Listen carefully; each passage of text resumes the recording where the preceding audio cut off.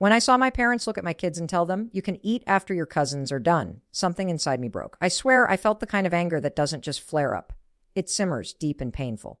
My parents, the people who raised me, had just told my children they weren't good enough to eat with everyone else. And as I watched my sister's kids dig in while mine sat quietly waiting, pretending they didn't mind, I realized this wasn't a one-time thing. This was the moment everything finally snapped. Tell me honestly, would you have stayed quiet or would you have done what I did? Because I don't know if I was wrong, but I do know I couldn't let my kids be treated like they were less than family. It all started a few years ago, though looking back, the signs were always there. I grew up as the eldest of two. My sister, Melanie, was the golden child. She was the one who could do no wrong, who my parents adored endlessly. Every time she got an A in school, it was celebrated with cake and gifts. When I got the same grades, my mom would just nod and say, good, keep it up. I tried not to let it bother me. I told myself they loved us both, just differently. But as I got older, differently started to mean unequally. I was the responsible one, the one who helped my dad with chores, who took care of my mom when she was sick, who saved up to help pay the bills in college. Meanwhile, Melanie partied her way through life, always landing softly because my parents were there to catch her. When we both got married, the favoritism somehow got worse. My husband, Jake, is a quiet, hardworking man. He's not flashy, but he's loyal and steady. My parents, however, adored Melanie's husband, Eric, loud, charming, successful, and just the kind of showman they liked from day one. My mom would compare, Eric just got promoted again. She'd say at dinner, looking right at Jake, hard work pays off. Jake would just smile politely, but I could see it stung. I'd squeeze his hand under the table, silently apologizing for the constant jabs. Then came the grandkids. Melanie had her first two before me, twin boys. My parents lost their minds with joy. They babysat every weekend, bought matching outfits, even turned a spare room into a grandkids' playroom. When Jake and I had our first, a daughter named Lily, my mom visited once, brought a stuffed animal, and said she didn't want to overstay. No playroom, no babysitting, just a polite distance. It hurt, but I thought maybe they were just busy. But when our second child, Noah, was born 2 years later and the same thing happened, I couldn't ignore it anymore. They clearly favored Melanie's kids, and I just couldn't understand why. Still, I tried to keep peace. Family gatherings were always awkward, but I smiled through it for the sake of the kids. I told myself, they're old, set in their ways. Don't start drama. But things took a turn for the worse one Thanksgiving, and that's the day this story really begins. We were all invited to my parents' house for dinner. It was a big deal. They'd been talking about it for weeks. Jake and I brought our usual dishes, mashed potatoes, rolls, and dessert, while Melanie just showed up empty-handed like always because she had kids to manage. My mom, of course, fussed over her, saying, oh, honey, don't worry. You do enough. When dinner was ready, everyone gathered around the table. My dad carved the turkey, my mom handed out plates, and the kids were all buzzing with excitement. But then, right before we were about to start serving, my mom said something that froze me in place. She looked at my sister's boys and said, all right, let's get the kids fed first. She started fixing plates for them, big ones, piling on turkey, mashed potatoes, gravy, everything. Then she turned to my kids and said, you two can wait until your cousins finish. We'll make sure there's enough left for you. My heart dropped. I thought maybe she was joking, but she wasn't. Lily's face fell and Noah looked at me confused. Jake clenched his jaw, but didn't say anything. I wanted to scream. It wasn't just about the food. It was about what it meant. It was a message, loud and clear. My kids weren't as important. My parents didn't even see what they were doing. They just kept laughing and chatting as if nothing was wrong. I tried to play it off, telling Lily and Noah to sit tight, but I could feel tears burning behind my eyes. When the twins finished and there was barely enough left for seconds, my mom casually handed Lily a plate with scraps. Here you go, sweetheart, she said like she was doing her a favor. That's when I lost it. I stood up and said, are you serious right now? The whole table went silent. My dad frowned. What's your problem? He asked. I couldn't believe he had to ask. My problem? I said, my voice shaking. You just told my kids to wait for leftovers while their cousins ate first. Do you even hear yourselves? My mom looked offended.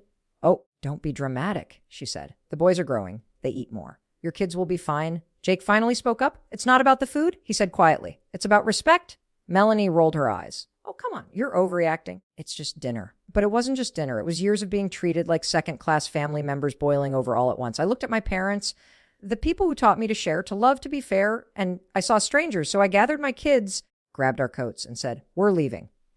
My mom gasped. Don't you dare ruin Thanksgiving with your attitude. I turned back and said, no, you already ruined it. And with that, we walked out. My heart was pounding. Jake put his arm around me as we got in the car, and Lily whispered, Mom, did we do something wrong? I almost broke right there. No, baby. I said, you did everything right. The next day, my mom called. She didn't apologize. Instead, she said, you embarrassed us in front of everyone. You owe your sister and your father an apology. I actually laughed. Oh, you think I should apologize for standing up for my kids? She sighed. You've always been so sensitive. You need to learn to let things go. That was the moment I realized I couldn't keep chasing their approval. They weren't going to change. They didn't see what they did as wrong. But still, I'm not going to lie. It hurt. I started limiting contact after that. Holidays, we spent them at home. Birthdays, just us. I thought maybe, just maybe, they'd notice the distance and try to fix things. But instead, they leaned harder into my sister's family. Photos of the twins covered their social media. Gifts, outings, vacations, all for them. My kids, barely mentioned. It broke my heart every time Lily would ask, Grandma didn't call again, did she? So that's the situation I was in. My parents kept treating my kids like outsiders, and I had to make a choice, stay silent to keep the peace, or finally stand up for what was right. Before I tell you what happened next, I want you to really think about it. If you were me, what would you have done? Would you let it slide? Or would you have drawn the line, even if it meant breaking your family apart? Pause the video and tell me in the comments what you think. Because honestly, even now, I still question if I handled it the right way. A few weeks later, the situation reached its breaking point. It was my dad's birthday, and my mom begged us to come. He misses you, she said. Let's put everything behind us. Against my better judgment, I agreed. I wanted my kids to have their grandparents in their lives. When we arrived, everything seemed fine at first. My dad hugged me, my mom acted overly sweet, and even Melanie smiled like nothing had ever happened. I almost believed maybe, just maybe they were trying. Then it happened again. Dinner time. I heard my mom in the kitchen saying, let's make sure the twins get the best pieces of cake before the others come in. My stomach turned. I walked in and said, why would you say that? She froze, caught off guard.